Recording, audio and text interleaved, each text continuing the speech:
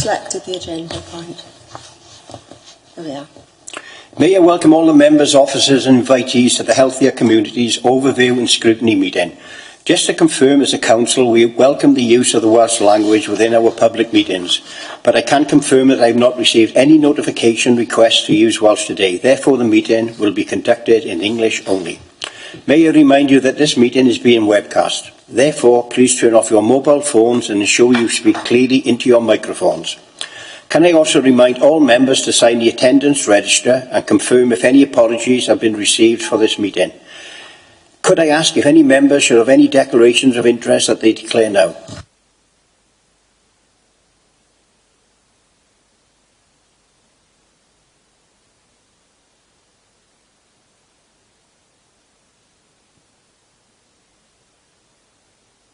Governor George, please. Governor George. Governor.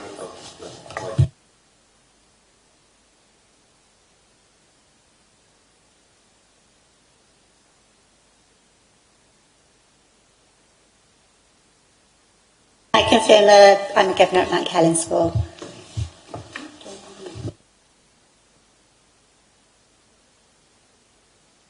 Could we ask the legal officer to come in, please? Thank you, Chair. My advice would be there are no personal interests to be declared because I don't think that the matter under discussion relates to any individual specific schools. Namely, item 5 on the agenda. The safeguarding review is a council-wide matter as far as I'm concerned. So in my view, because it doesn't relate directly to any particular school, but rather all of the schools, and because it's not, if you like, concentrated on an individual school, it's not a report relating to an individual school, then in my view there isn't any personal interest for any members to declare. But obviously it's for members to make the final decision, but that's my view on the matter. So, thank you. I don't see there is a need to declare personal interest if in the circumstances. It would be different, obviously, members. Well, my advice would be different. Your decision might not be different, but my advice would be different if a report was concentrating on perhaps 2 or 3 schools, for example, as sometimes happens with the overview and scrutiny committees. But that isn't the case here as far as I'm aware. You may feel that if any particular school comes up during discussions later, and you have particular connections to that school, either because of your position as a governor, or because you've got relatives who work there or attend the school, then that might become different. But I don't think that is going to be the case with this item, and therefore my advice to members is that there's no need to declare any interests. Okay, thank you. So if members have any other questions arising out of that, I'll do my best to deal with them. But okay, Chair? Could members please check through the minutes for accuracy and confirm that the minutes are an accurate account of the meeting?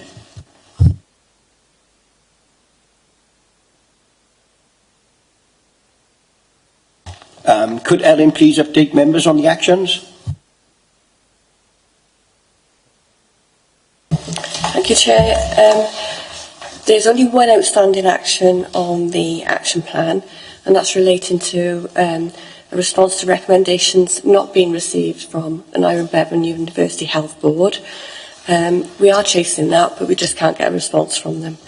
All other actions have been completed, and the action sheet will be amended accordingly. Thank you. Any members have any questions? Thank you, Chair. On the minutes, do you actually record the apologies, or is that recorded in a separate book? Because I did send my apologies for the last meeting. I wasn't well. Okay, thank you, Rose. Any questions? Main report, could we ask Ellen to, please? Thank you, Chair. There's one correction to the main report that I need to point out to you. It's on paragraph 5.3. The report references the Children's Act 2002. It should actually reference the Education Act 2002. So if you could note that in your agenda pack, please. Thank you.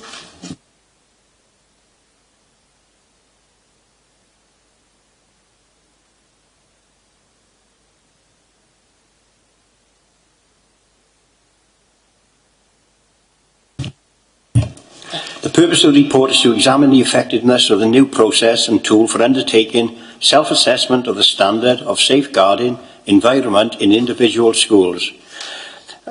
Could we ask members to ask invitees to come in questions, please? Ask invitees, officers, chief questions.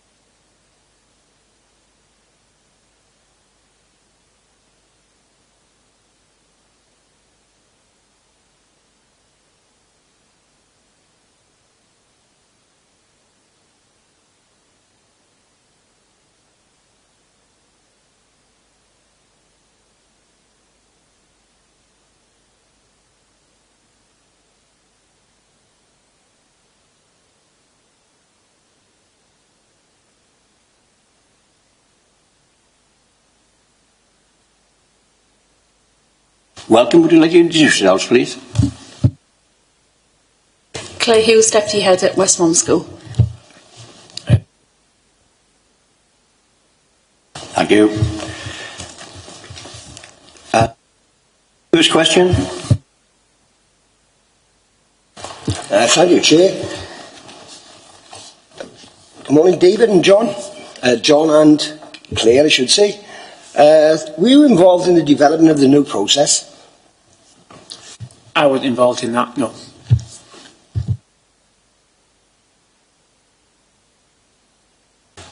Nick, question 2. Yes, good morning to you both. Following on from that, did you have any opportunity to feedback on the process at all? There was opportunity at the end after we completed the process, the application. Has your feedback been used to shape the process since? Do you know that?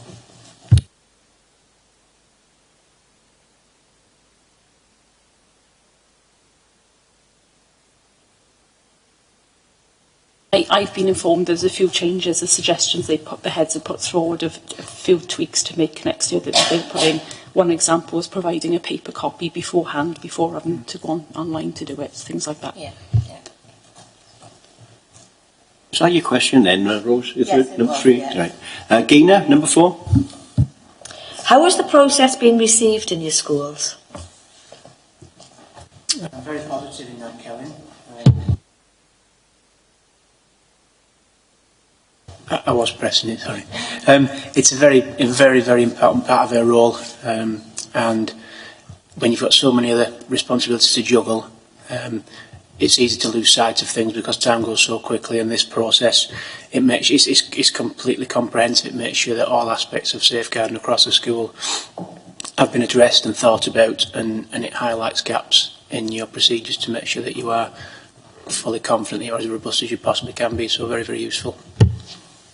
Thank you, Jonathan. Michael? Good morning, folks. Is there an improvement compared to the old? Is there an improvement compared to the old progress? I was actually fortunate to have gone through the old process because I'd requested a few years ago Jackie to come in and do the audit with me. So that took 2 days in school, which was very robust. This one, I think it is improved slightly. You've still got the robustness there, but obviously it's very, you know, every aspect is covered. And like Jonathan said, you know, there's, you know, such an important part of the school. I worked with our safeguarding governor to do that together, so they were fully aware of it. So I think there are improvements there, definitely. And following on from that, there's an action plan in place which has got deadlines and timelines too, so it's very good that way. And it also allows you to plan the scope of your work yourself. You know, you can structure your workload around the audit, and then the resulting actions come back as recommendations or queries, and you can plan that work quite, you know, efficiently then to suit the needs of the school at the time. Thank you. Nick? Did you find the process easy to use? Yes, it was. It was. I chose to do mine at home actually because you could do it, you know, online, so it was fine.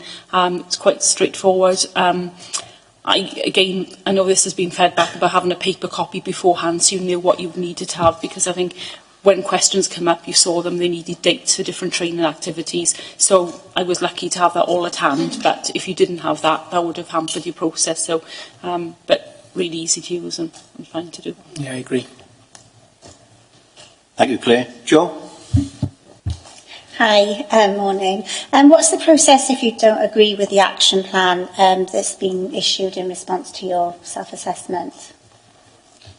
The action plan comes back as recommendations and queries. So if there are things that you disagree with, then you would get back in touch with the safeguarding officers and say, well, can we clarify what you're asking for there, because we think this and you've queried it as that. But yeah, there's an open dialogue for that. And the same for me really, and one of my actions for our school was I'd noted that chair of governors and safeguarding governors all done a particular part of training, and that came back and they said that doesn't show our records, but what we had at Westmont was a change of chair of governor.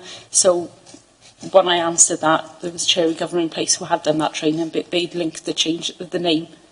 So that's just a formality. So you know, I got back to that and got the responses. So there's a dialogue there to, you know, following the actions.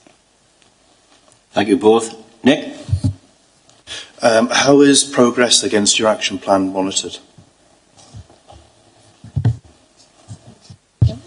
Yeah, we had the queries in the action plan back. They're like an update now on the 15th of December, I believe.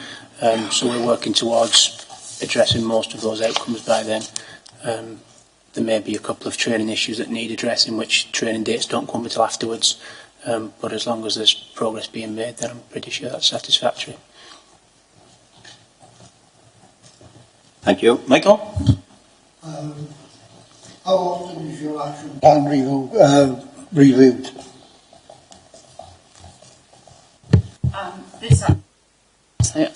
The action plan we've had is we had 4 actions on there, so there were timelines there. We've obviously reviewed that. All the things on that action plan I put in place now, and as Jonathan said, 2 of them were related to training, which the local authority have put on.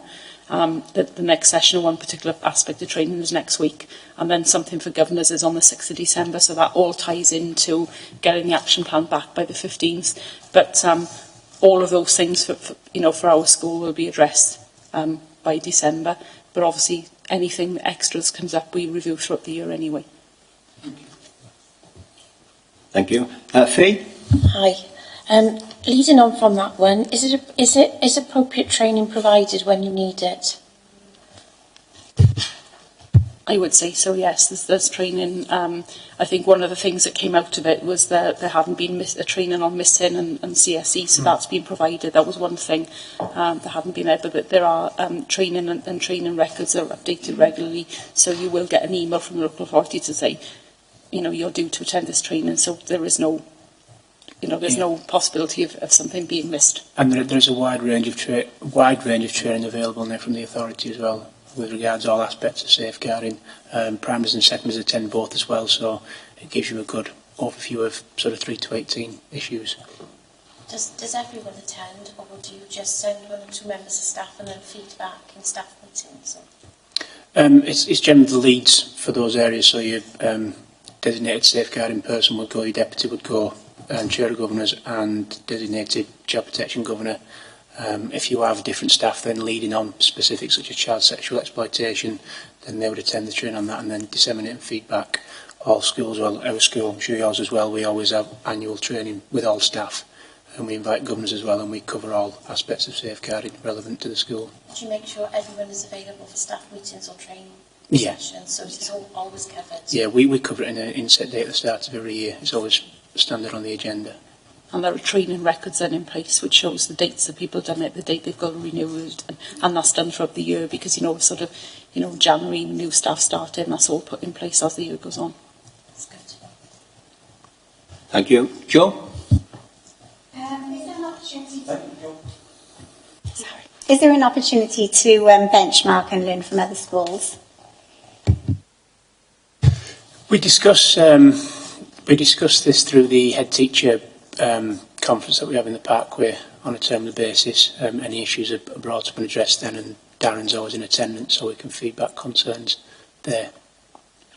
And I think that the local authority have plans to have sort of like a networking group of safeguarding officers across all schools. So there's not further opportunity for networking.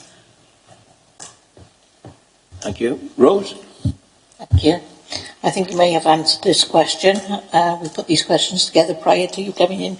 So, have you received training in child sexual exploitation, missing children and prevent? Yes. I'm going on Monday. My session is Monday. Could Rose again? Oh, sorry. Could I just add to that one? Do you do training on FGM as well? It is covered as part of the local authority training they provide, so we do that as well. And as part of the training I do with all staff in school, then I obviously bring that up as part of it as well. Awareness. Okay, thank you. Rose? Thank you, Chair. How does this process compare to the old process in terms of resource required for completion and effectiveness? I think, as my colleague said, in terms of the school completing this, it was very straightforward. 80 or so questions, which were mainly multiple choice with added information. So it wasn't onerous to complete. You can do it in your own time. My colleague did it at home in the evening, which was more, a suitable time. It gives you a chance to pull together all the information that you need. There may be things in there you hadn't thought of. The fact that you have the paper copy beforehand, you can be more prepared to make it a quite easy and straightforward, valuable job. Okay, Joe? Are there any improvements that can be made to the process going forward? I think the only thing for me is the paper copy to have beforehand, which you've already mentioned to the local authority, which they said they do. But for me, I was quite happy with the process and the robustness of it. Yeah, I found it very simple, very reassuring. Really, so, it gives you confidence that you are doing all you can, and you're involved in all aspects of the school community as well. It's the awareness that parents have of safeguarding procedures in school, the awareness that children have, as well as the involvement of your governors and their understanding of their responsibility to make sure that in-school procedures are robust. I think it's very comprehensive and covers all bases. Any other questions? Rose? Okay. I was just going to ask you, do you have extensive training, I'm sure you do, but on bullying as well, and do you feel you understand all aspects of it fitting into a safeguarding environment? Yeah, the local authority provides anti-bullying training as well. We've got an anti-bullying lead in school who goes to those trainings and network meetings, and that's obviously fed into the safeguarding policy as well, and as part of the safeguarding training we do with all staff as well. Yeah, this year the authority contracted Actus to come in and provide additional anti-bullying training for schools as well. They've also trying to pilot the Kiva anti-bullying programme, which I'm delighted to say that my school are part of. So there's been funding provided from the authority for us to trial that, which is a well-renowned programme that has got significant research in Finland to show that the delivery of that does have a positive impact on bullying in schools. You couldn't explain that a little bit further, the Kiva process? Yeah, Kiva it's been mentioned across, but it's coming into Wales more and more now. It was a Finnish initiative. There's a baseline done online by pupils for the perceptions of bullying. It also asks for parent perceptions of bullying as well. It gives you an agreed definition of what bullying is. It addresses largely the role of the bystander as opposed to the role of the bully and the victim, and how children can work together in an organisation to try and reduce bullying within schools. So it's a curriculum resource it's for Key Stage 2, so years 3 up to year 6. We're hosting training next Tuesday for it, so I'll find out more then. But from the schools I know from across Cardiff, through my own networks, I know that those that have done it have had a very positive return from it. It's not overly expensive for what it is, and it is, it's the impact is database as well. So you have your baseline, which our children have completed now, and then in 12 months' time, then we'll resurvey. We're going to be inviting parents into school to explain what we're doing and to ask for their perceptions and have a survey of their views on bullying within the school. So yeah, it's a curriculum resource. It doesn't tackle bullying to start with. It looks at relationships and where relationships can go wrong, and then bullying's brought in sort of 4 or 5 weeks down the line. We're very excited. It sounds very good, actually, but then from year 6 to year 11, is there anything robust at the moment that can take that further?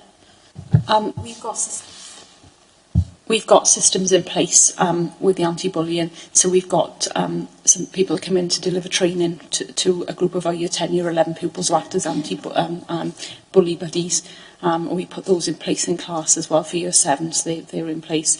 Anti-bullying week last week, we looked at different drama performances and different things on there. And we actually supported some of our primary schools. Some of our drama pupils went out to deliver a theatre performance and a workshop with year 6 pupils as well. So that it's followed right the way through. So you feel that's quite adequate at the moment? Yeah, we're quite happy with that at the moment. Obviously, there's nothing like that in place, but we're happy with what is in place at the moment. But obviously, we're receptive to anything that comes in, any extra. Do you feel there's room to work interagency? I know perhaps police get involved, but possibly mental health services and things? Yes, for well-being, because well-being is such a huge issue at the moment, and that's something we're looking at as a school, just to improve well-being with also, not just anti-bullying and things, but pressure on children with exam results and those sort of pressures.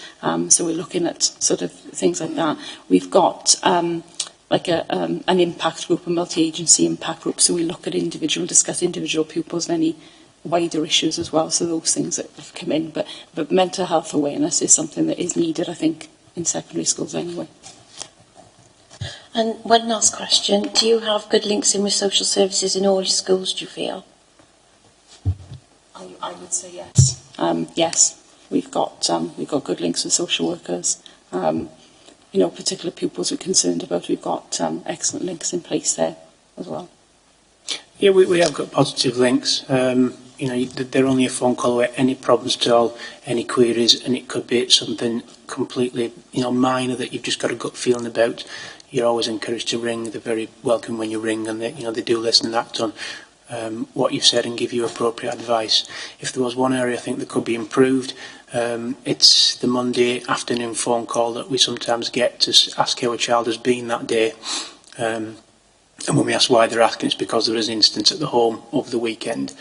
I think as schools, because we are the first contact for that pupil, we know the children very well. I'd be more than happy to have a phone call over the weekend to say, bear in mind on Monday morning your child's going to come in and they may be upset because then we can put measures in place at the start of the day, rather than having to say, well, actually they've been quite unsettled today and now we know the reason why. So I would advocate that child protection leads are contactable either first thing Monday morning or over the weekend if there has been something happen at home. Yeah, I think that's a very good idea, because that will help with behaviour within the class and school as well, won't it? Yeah, it's very good. Ellen? Sorry, I just feel we've gone off track just a little bit. It's the safeguarding process, the actual process that we're looking at, just to remind members. Thanks. Don't you feel that that's it on the ground and that feeds into it? Sorry, don't you feel that feeds into it on the ground, what happens, feeds into how we understand the processes that are going through and how the training is in place?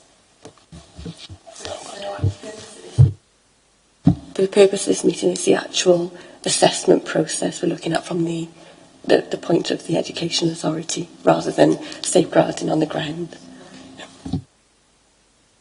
Rose? Thank you, Chair. My question's already been answered. It was, do you have enough local authority support? His policy's fine, and it's good to have a policy, but if it's on the shelf and doing nothing, and just followed up on assessments, when the real business comes, do you have enough local authority support? And I think you answered that. But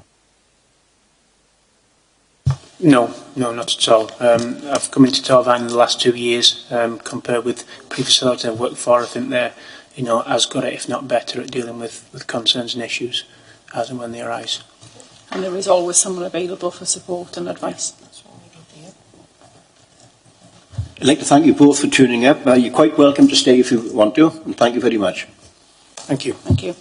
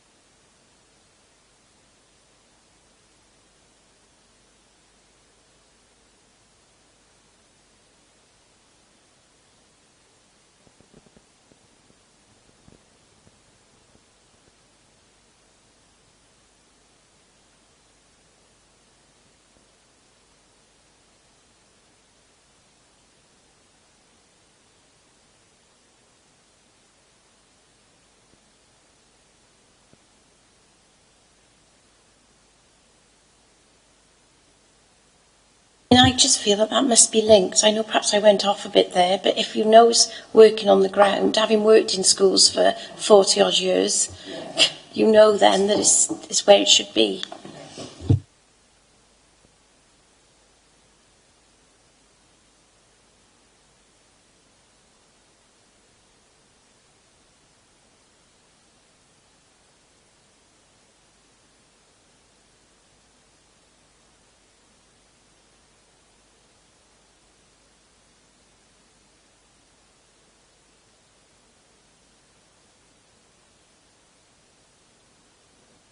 Welcome to the meeting. Would you like to introduce yourselves, please? Yes, hi everybody. I'm Darren Joseph. I'm Head of Safeguarding and Business Support for Education. And I'm Jackie Botkin, Safeguarding and Qualities Officer working for Darren in Education. Thank you very much. Lenny, would you like to start the proceedings? You will. Morning, Darren. Morning, Jackie. How has feedback from the schools been used to shape the process? The feedback? Yeah. What we did, we developed the tool in line with the working with the ICT group, the Head Teachers ICT group and the Head Teachers HR group. So we first of all, we looked at the options that are available for this kind of thing across Wales. And it's quite limited at the moment. There is a NSPCC tool, but that would be... We looked at a lot of tools. We looked at various sort of things that are available, because we've had previously a sort of paper-based tool as part of our report and our policy for schools. But what we were trying to do is get to a position where this was as easy and painless as possible for schools, but would get us to a consistent approach where all schools doing the same thing, feeding back in the same way at the same time, for us to be able to analyse that and help with the sort of self-evaluation and the actions that come out of it. So we looked at those things that were available. We worked with the South East Wales Safeguarding Group to see what other authorities are doing in the region. The National Safeguarding Group are looking at this together with Welsh Government and are in the process of developing a tool, but it's not ready yet. And we worked, as I say, with our Head Teachers HR group and our Head Teachers ICT group, who saw earlier versions of the tool and fed into it to help us develop it to this stage. But it is a work in progress, and we've had some more feedback through this process now, and we're intending to develop it further. Nick? Yes, good morning. If a school doesn't actually complete or submits an incomplete self-assessment, is there any sanctions? No, it's not about sanctions. The idea really is that this is a supportive tool for schools, because schools should be completing self-evaluation of all of their systems and leadership arrangements and safeguarding and the whole host of activity that goes on at the school anyway.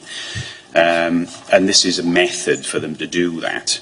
So all of the schools have bought into the idea of it because it is a swifter, easier process than the one we've had previously, I think. And we've had 100% response. So it wouldn't be a case of the local authority saying, applying any kind of sanction if a school didn't return it. But we would clearly want to have a conversation with that school about why they didn't think it was the appropriate thing to do and what we can do to support them in the completion of it. Because the more information we've got from all the schools, the better the picture is collectively across Torfaen. Thank you, Darren. Rose? What quality assurance processes are in place to ensure the accuracy of the self-assessment? In terms of the quality assurance, we're at the stage at the moment where we've received all of the returns in from schools. We've provided them with feedback in terms of those areas that we think require further sort of investigation or further explanation, and those areas where we think the response is fine. That's gone into a draft action plan, basically, that is with each individual school at the moment. They've taken that through their governors. They are looking to respond to that by the end of this term to us. And at that point, we'll consider whether there's any other further work we need to do to support schools to make any improvements. So, the kind of things that you had in the report, there was one of the appendices in the report that sort of gave an overall summary for every school of those actions that were green and okay from the school's perspective, and those areas that required a little bit further investigation. So the report that each of them have received back has said, on that area, you've said this, we think that, or you've said this and we think actually that needs some further discussion. And it's in the school's hands at the moment to come back to us and provide that additional response as part of the action plan. What we're intending is that the action plan would be completed by this, or rather returned to us this term, and the actions in it are generally for a month completion, so the deadline for them to carry them out, because obviously it's a safeguarding concern, so we want these things turned around and sorted out pretty quickly. Thank you, Darren. Michael? What process is in place for resolving differences of opinion regarding the outcome of self-assessment? Differences in opinion between the local authority and the school? Yeah. So I think what the process is pretty much as I've described there. We've got the return in from the school, so the initial assessment by the school. We've commented on that because obviously this is our response in terms of reading the responses in line with the policy or in line with training that we know that the schools have accessed, or previous audit findings or estimates. So we have got information, but clearly it's the school's view. So it isn't so much about us disagreeing, it's about us trying to get to an understanding together that this is factually the actual position that the school is in. And we're in that process. So once we have the feedback from schools now as part of their action plan return, we'll look at those and then we'll speak to individual schools as necessary or groups of schools. We've previously had a system where, I think is in the report, where we were able to actually go and visit 6 or 7 schools a year and carry out a safeguarding review with them. but it was really cumbersome and took a long time because it was a long sort of day of going through stuff with the school. And then after that, there was a lot of work subsequently to put together a sort of manual action plan and then have feedback from the school and back to the governing body. So it all took a long time. We didn't have a great coverage. The idea with this is that we've got the whole coverage of schools, but we can still dip in and go to individual sites and meet with schools and carry out a bit more of a thorough review if we need to. So there's 3 or 4 schools that are already in trained to have reviews, either because they've requested it or because the DSP is new or the head teacher may be new, or there are a few areas on the return that are out of kilter with other returns that we've had. Yeah, so it's that kind of ongoing assessment, really. Thank you, Darren. Joe? Morning both. Are there specific Are there specific timescales for delivering the improvements required by the action plan? Yeah, Nick?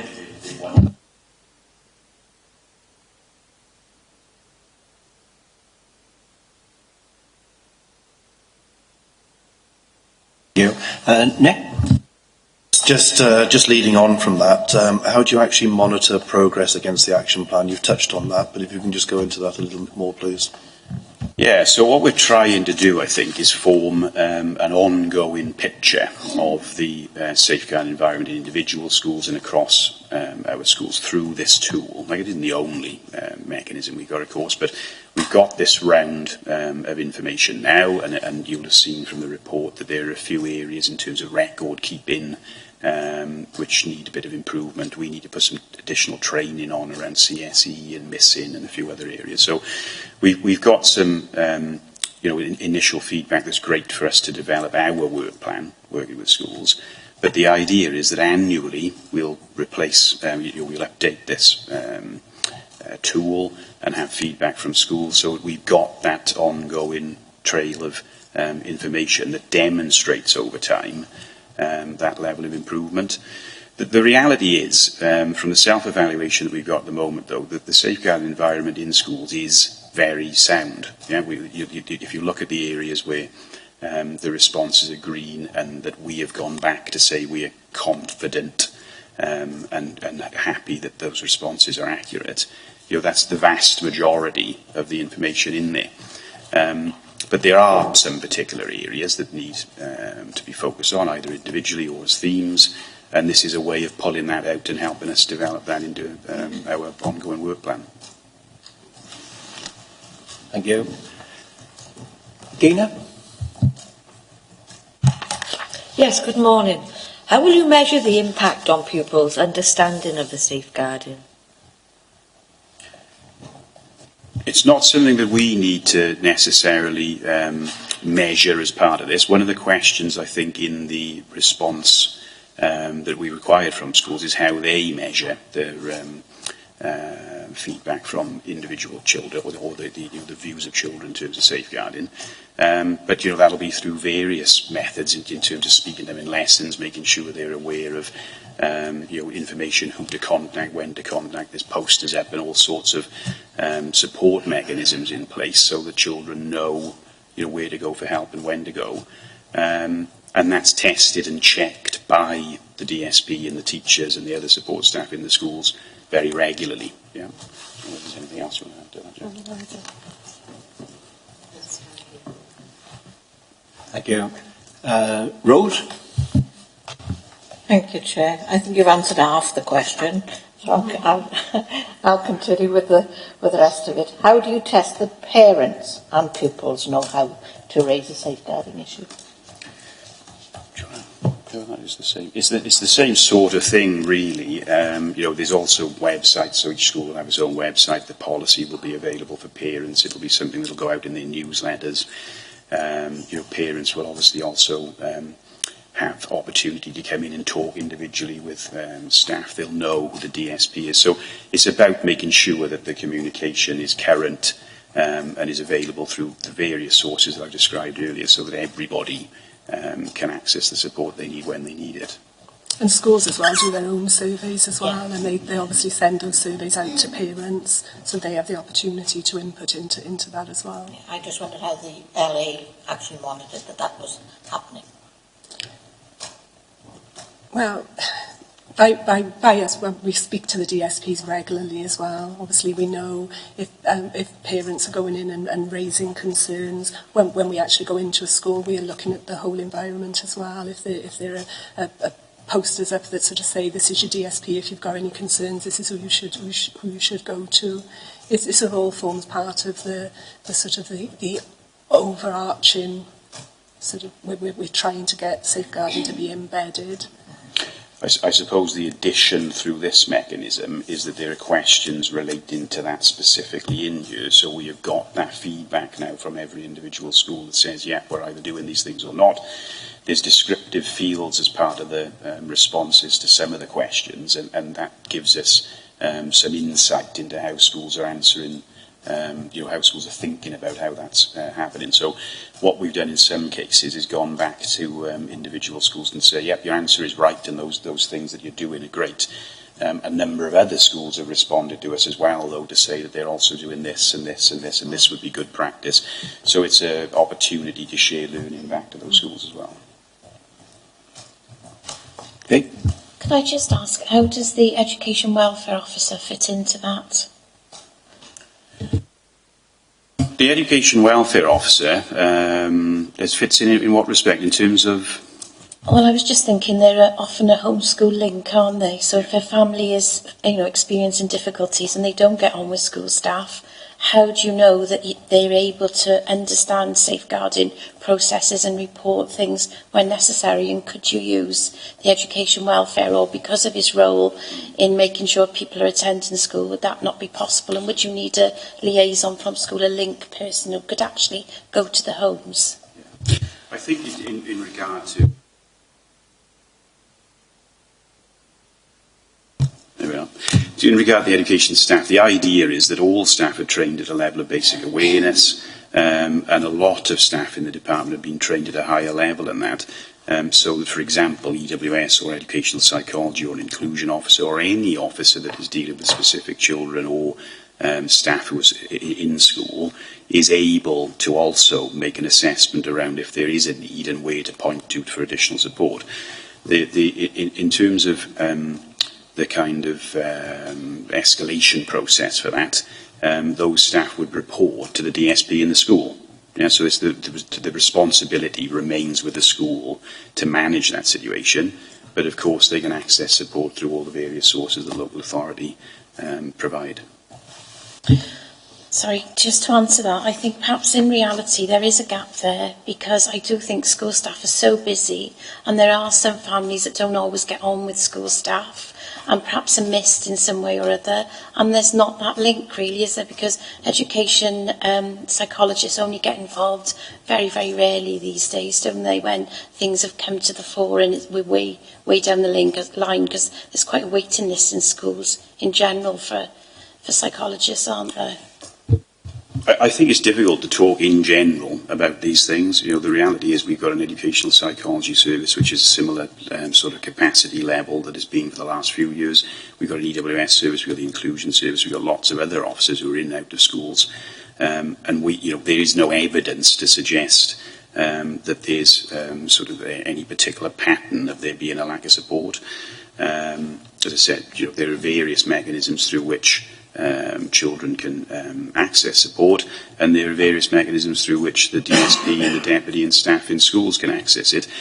As far as I'm aware, that is working relatively consistently. There are always going to be individual issues, though, where something happens that perhaps we would prefer to have been done better. But I'm not aware that there's any kind of particular gap in support. I'm only asking that because that was my job for about 16 years, was liaising between certain schools and homes where behaviour and things were difficult. So though a few years back there was a gap, it wasn't this authority, it was a different one, but I just imagine that there are some families that are a little bit unreachable in several ways. I'm sure there are, and I'm sure some of this is around perception.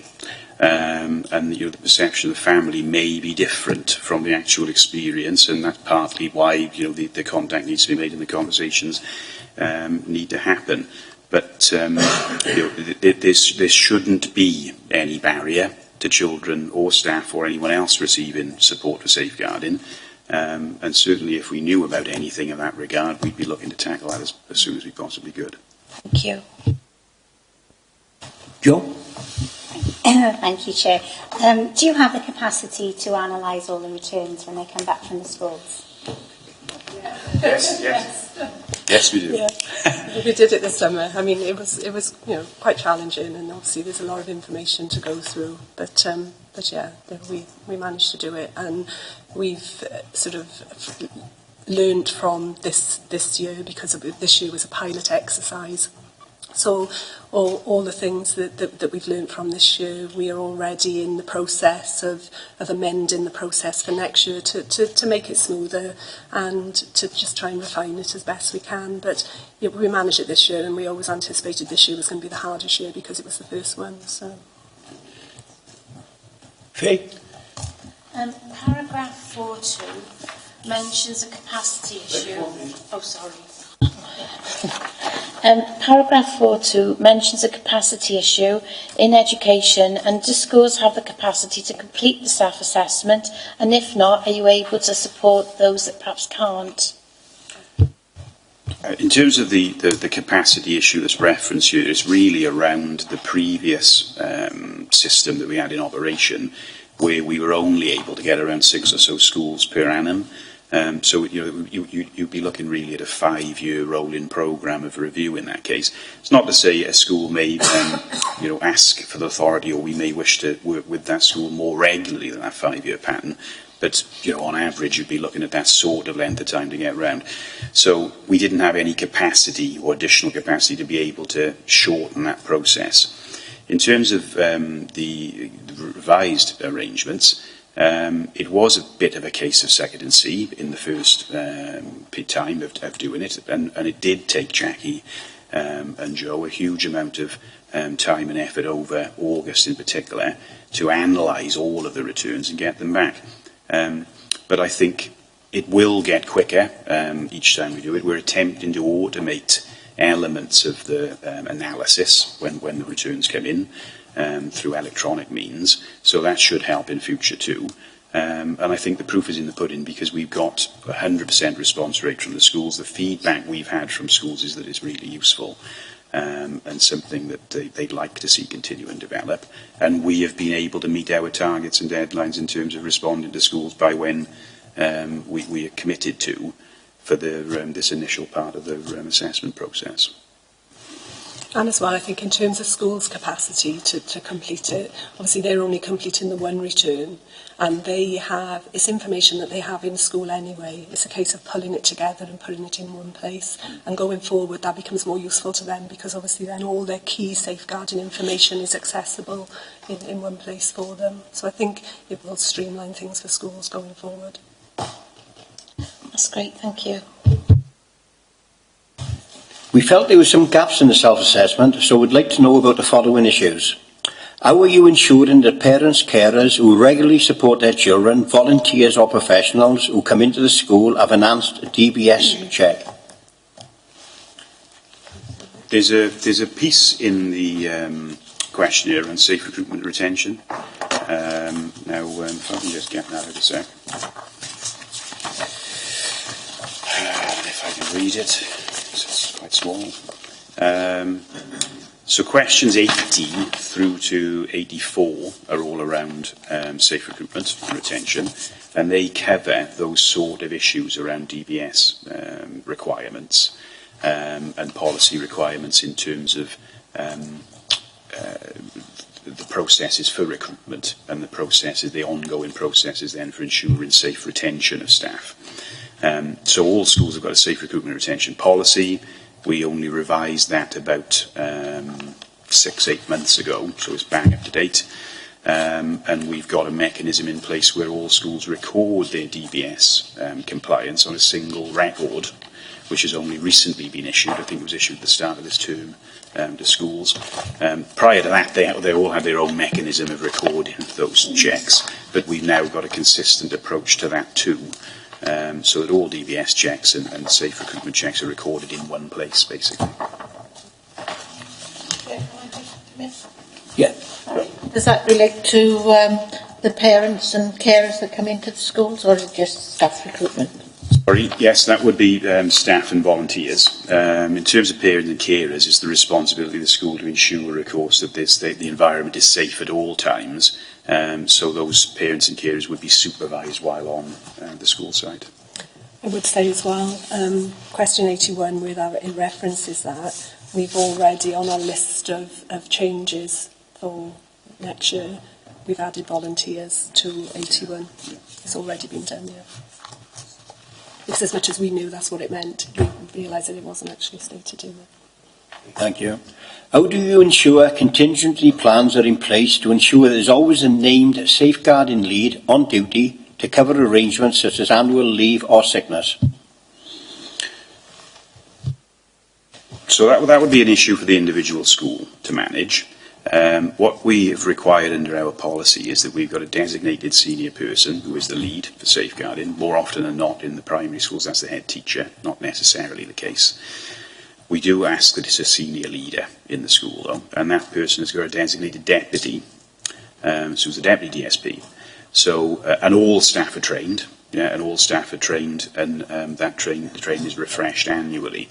So, the school is part of the sort of logistical management of the operation of the school, that if a DSP is out on training, then the deputy DSP will step in.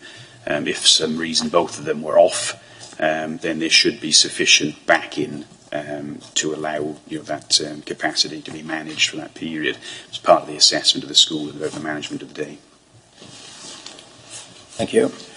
How are you assessing how effective the school's PRU's policies and procedures for identifying and reporting cases or suspected cases of abuse? Could you repeat the beginning of that? How are you assessing how effective the school's PRU's policies and procedures for identifying and reporting cases or suspected cases of abuse? Okay, so in terms of the schools and the PRU, there's an approach across the region basically for how schools and anyone else actually reports abuse, and that's via a referral into social care. Social care have got responsibility for sort of maintaining the records around that. We are able to access those records, and obviously we link very closely with social care from as often as we can. Basically, it's also part of the role of the corporate safeguarding leads group to ensure that that environment is safe. So, where we know that a referral came in late, or where we've had a conversation with a school who's not sure about whether to make a referral or not, then we monitor that sort of instance.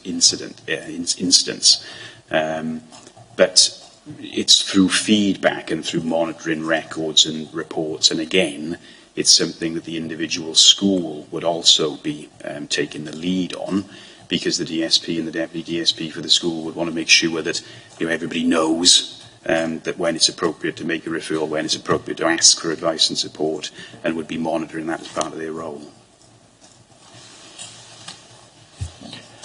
How are you ensuring the effectiveness of the school's PRU procedures for supporting learners who are victims of abuse? It's the same sort of thing. Yeah. It's the same sort of answer, I think, really. Whatever the abuse, if there's suspected concerns around safeguarding or child protection, then the school must know what to do.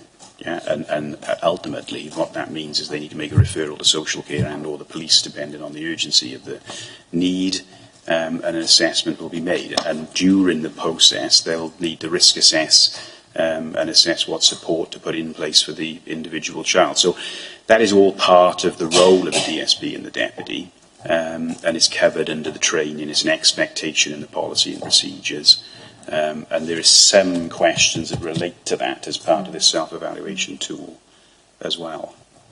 And again, we liaise with social care regarding schools' involvement with them. So if there are pupils that there are child protection concerns about, they're on the child protection register, then clearly they need to attend child protection conference, core group meetings, and I liaise with social care to ask whether they have any concerns about perhaps poor attendance from schools or lack of information. And if there are any concerns, then we have a discussion with the school to look at what we can do to assist there. So it's an ongoing monitoring, really.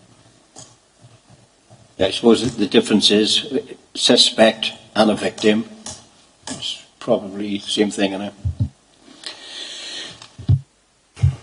I think if there's a concern about a child, whatever the suspicion is, then the need is to involve the appropriate professionals to make sure that that child is supported at the right point. So, we would always encourage, if a DSP or a deputy DSP or anyone else for that matter has got a concern about a child, that they seek advice. And if that advice is such, then they make a referral. Most of our DSPs and deputy DSPs would just do that automatically. Yeah, I think there are obviously nuanced occasions where anyone would want to seek some additional advice before taking action. And there are various methods through which schools can do that, either through social care, through the safeguarding unit, to Jackie or me, or another officer in education. But the reality is, if there's a concern about a child, then make a referral.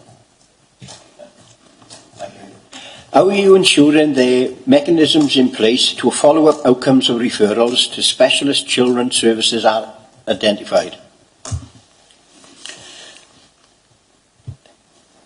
The mechanisms in place to ensure follow-up outcomes of referrals. Right. So where a referral has been made to social care, then the responsibility is on the referrer to make sure that they are comfortable with the response that they've had from social care. And if they are not, then they can keep picking that issue up through conversation or through your discussion back to the safeguarding unit, or ultimately back through an escalation procedure. There's a South East Wales escalation procedure in place that enables anyone to take up a professional dispute, basically, if they're not happy with the advice that they're receiving. So that is something, there's an onus on any individual who has got a concern to make sure that they are comfortable with how that concern is being dealt with. So that comes from the individual who initially identified the issue, right through to the DSP and onwards to the safeguarding team who are dealing with it and the police. Everybody's got that responsibility. Okay, thank you.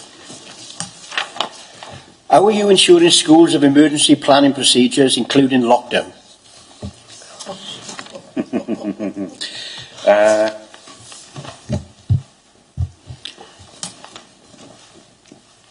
In terms of emergency planning procedures, there are expectations in place around health and safety for schools, and emergency planning procedures would be part of that overall school plan around how to manage in particular situations. I'm not clear on what you mean by lockdown, because there isn't an expectation that schools would be ever in a position to lock down.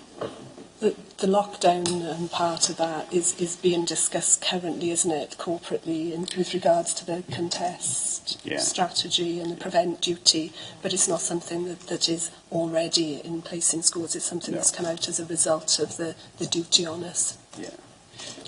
There's some talk, isn't there, nationally around schools being in a position to lock down should certain instances occur.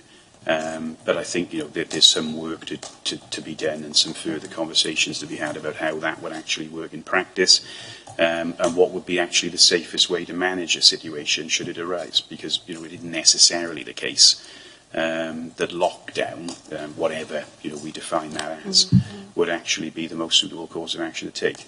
So it's a work in progress, I think, under the prevent and the counter-terrorism areas of work. Right, one last one off me before I throw it to the floor. Are you involving home to transport in the scheme? Home to school transport is referenced in the questionnaire. So, there are questions around that. We have got policy expectations around home to school transport, and obviously schools are liaising directly with the ITU, the Transport ITU unit, around their transport requirements. And so we've previously issued guidance around that as well, yeah. So yeah, home to school transport is clearly a part of our safeguarding arrangements too, and there are descriptions about how we expect schools to hand over children and how we expect transport providers to hand children back to school at the start and end of the day. The reason I ask that one is because it's surprising what's said on vehicles, whether it's one person in a car, 49 people on a coach, and them drivers could be an asset to you. Suspected abuse, suspected... Absolutely. Absolutely, and a significant number of drivers have been trained. I think in the last year or so, Jack, is that right? Yeah, possibly be a little bit beyond. Be a little bit prior to that. Yeah. It's something that we are looking at as well in terms of our procurement and contract arrangement with transport providers. We met with Andy Maisie, who's our procurement officer, a month or so ago to talk about this in terms of how we set out as part of our contract expectations in a clear as possible way what we expect of transport companies. So, things like, do they have their own DSP? Should all of their staff be trained? If so, how are they going to access that training? So, a lot of work has been done already. I know a huge number of the taxi drivers and the transport drivers are trained now in basic awareness safeguarding. But it is something that we're going to do further work on. I think it's an asset if you could get, I don't mean from the aspect of drivers enticing children, but listening to children. Yeah. If you could get sort of trained up or make it aware that they could come to you and just mention, this child there, I'm a bit concerned by you, because it's surprising what you see on there. Thanks. Any questions? Joe?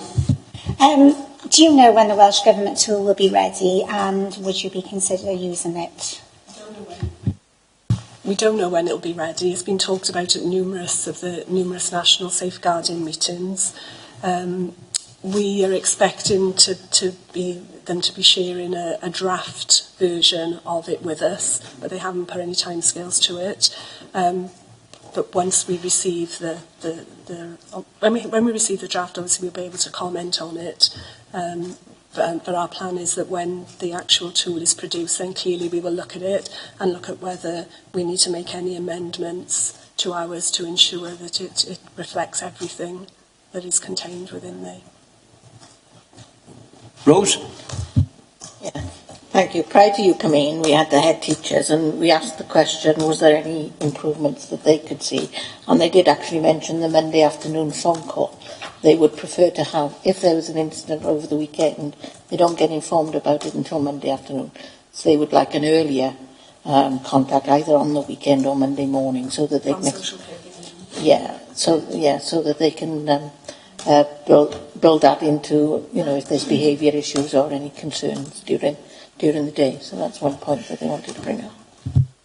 We can take that back to social care. I suspect it's an element again around capacity, and I'm sure that they are contacting them as soon as they're possibly able, but we'll take it back and have a conversation with the safeguarding unit on it.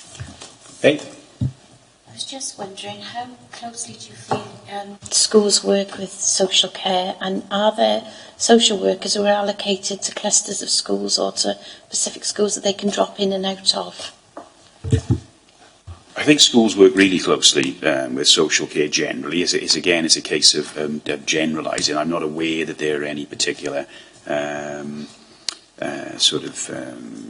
whole general concerns around that. There are allocated social workers. I'm not sure whether they're allocated on a cluster basis. There's north and south is the split in Torvine. But, for example, Deb Davis attended one of our head teachers' meetings just before the summer break to talk about safeguarding and provide the head teachers with an update about practice then. and that's a fairly regular sort of occurrence in terms of the contact with social care. So I think the relationship is strong. Yes.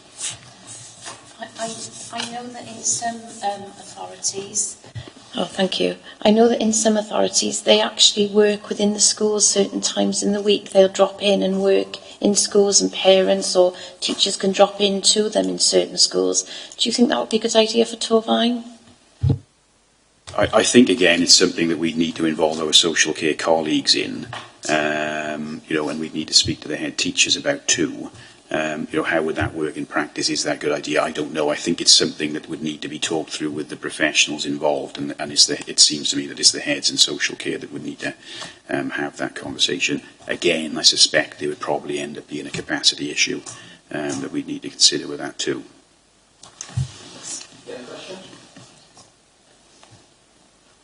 Thank Darren and Jackie. Thank you very much. Thanks very much. Thanks.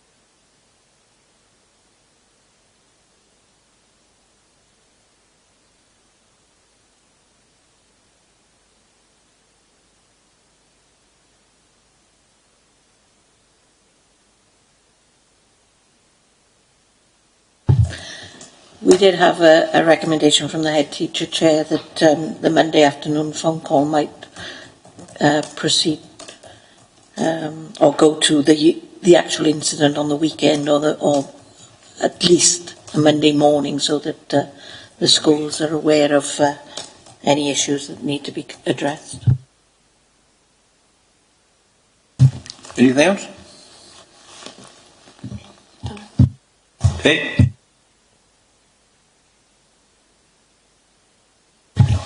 We did touch on multi-agency working, especially with social services, social care, however they say it these days. I just wondered if we could sort of make recommendations about closer working on the ground, within that, perhaps the framework they're working with. I think that the points you've both brought out are for social care. This report is education, so I think what we could do is have a discussion with social care, letting them know what's come out of the meeting, and we'll work from there. Yeah, I think that's a good idea, because we are a bit silo-ish, aren't we? That there's education, there's social services, and there needs to be, I think, perhaps more crossover. If we are actually scrutinising the act of safeguarding, I think that would come out, and you would be able to see that. Because we're only scrutinising an assessment process, I think we're getting into realms that we're not actually covering within the scrutiny activity. But like I said, what we can do is let them know what we found, what the teachers have said. Rose? There's something that perhaps we might have missed, and that is the link with education and social services, and have social services had a view on the questionnaire. So I think that might be a good idea, because obviously social services are the ones that deal with a lot of the casework within this, but whether or not they wanted to add anything to this questionnaire. Yeah, listening to the information you gain from the teachers, there could be a recommendation a little bit further than that as well, because the teachers didn't seem to be involved in shaping the process in its initial stages. So you might want to recommend that education involve the head teachers, teaching staff and social care in the further development of the process. Yeah.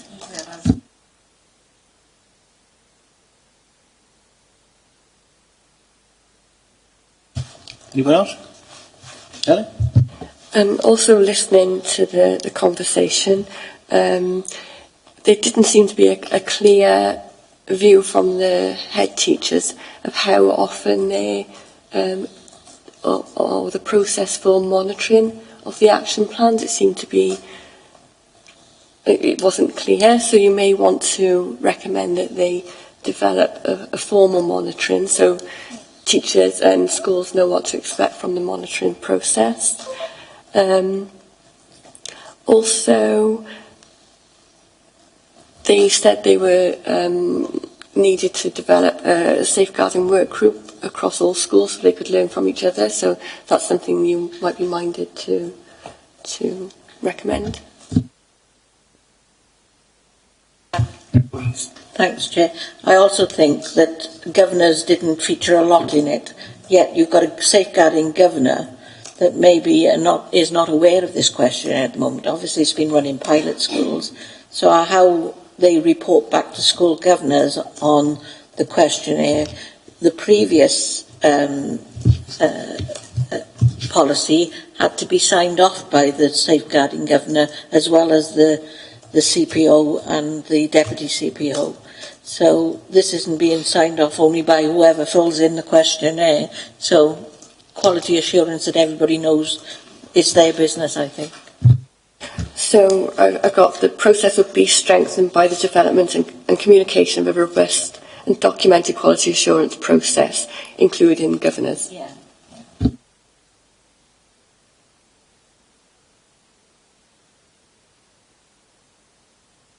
Anything else?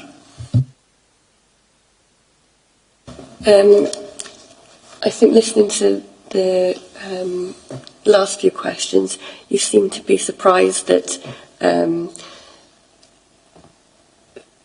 there wasn't any testing of whether parents and pupils actually knew who to contact. It's all right for the school to say they know, but there wasn't any evidence of that testing that accuracy. So you may want to recommend that the LA do a spot check now and again, just to ensure the accuracy of the self-assessment answers in regards to parents and pupils knowing who to contact. Yeah, I found that a bit strange because it's all right if you've got the internet and access to social media and everything, but how does the normal person get to know about it? The normal parent, who's not sort of computer savvy. I think that's one question we have to ask.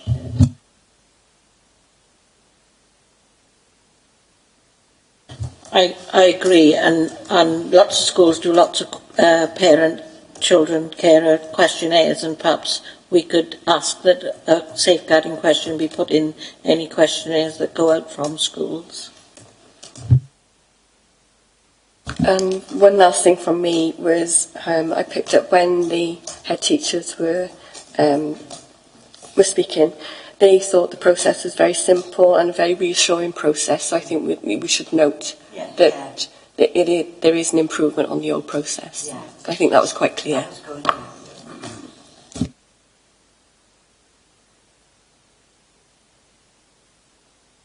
Anyone else? I just got a little bit of concern. I know they explained that everybody has safeguarding training, but my concern is how does everybody in the school, its staff is offered safeguarding training, but we have LSAs, we have dinner ladies, we have lots of other people within our schools, and how do we know that everybody has accessed this information and knows what the safeguarding policy is? So. I can add something around testing the coverage of safeguarding training.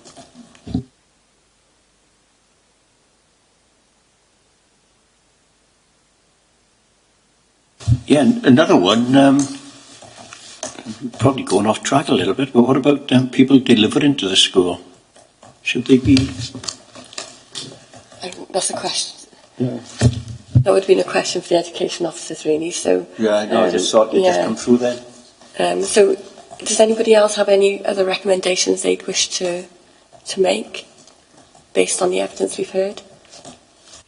Did I understand correctly that one of the recommendations was to add some form of spot checking the accuracy of the review? Yes. To actually, that's okay, that's fine.